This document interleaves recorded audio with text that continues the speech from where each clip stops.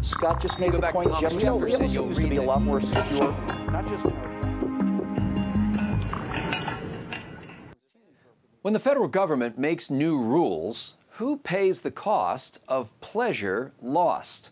I'm PJTV's Scott Ott, joined now by Stephen Green and Bill Whittle. And men, the Food and Drug Administration published new regulations in November.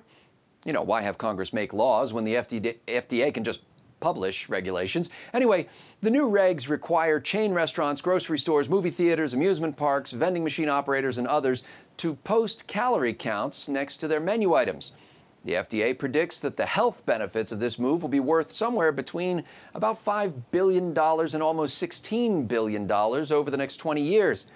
But Reuters just broke the news that the government not only put a price on better health, but also on lost pleasure from the tasty stuff you won't eat, which is estimated at between $2.2 billion and $5.7 billion in lost pleasure over 20 years.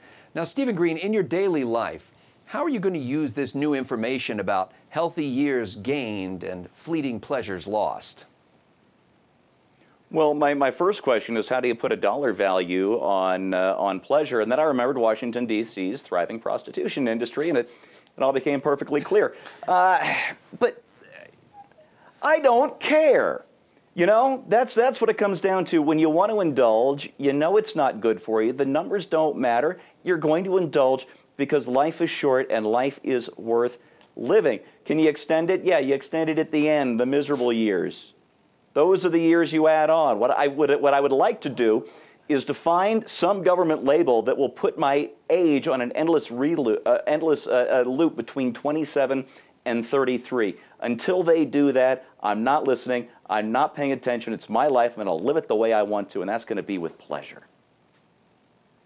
And meanwhile, Bill Whittle and I were hoping that these were the miserable years. So I guess we still have that to look forward to. Get worse? Jury's out, guys. Jury's Bill, out. The FDA estimates that the menu rule will bring net benefits to you of about 10 cents per day at the low end, a conservative estimate.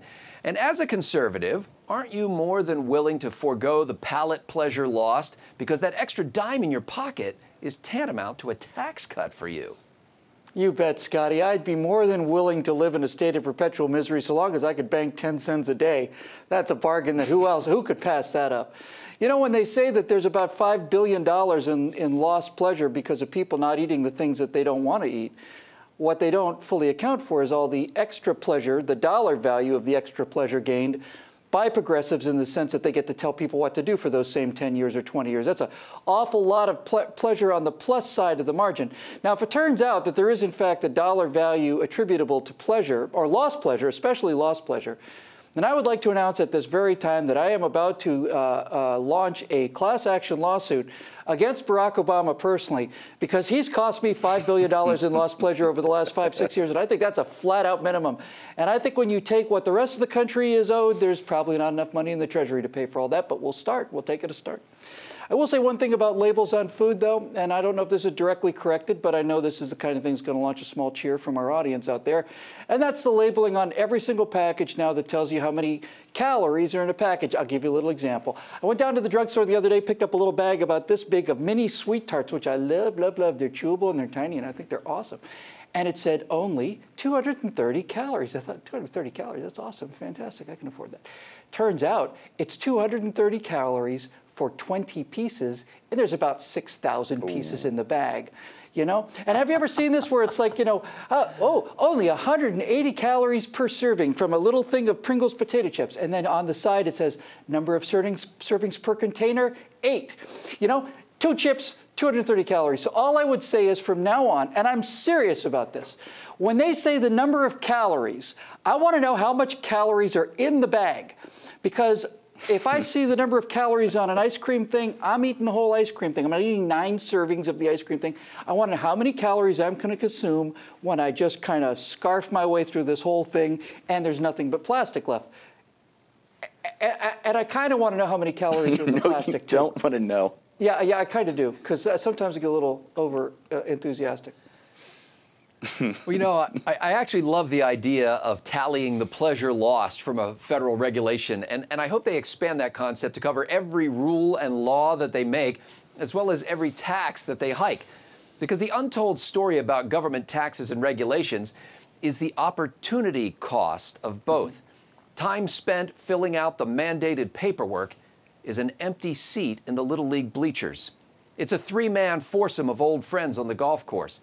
It's a stagnant business, a ministry to the needy stretched too thin.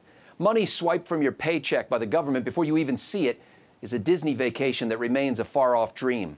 It's a bracelet sparkling perpetually in the jeweler's case, not on her wrist.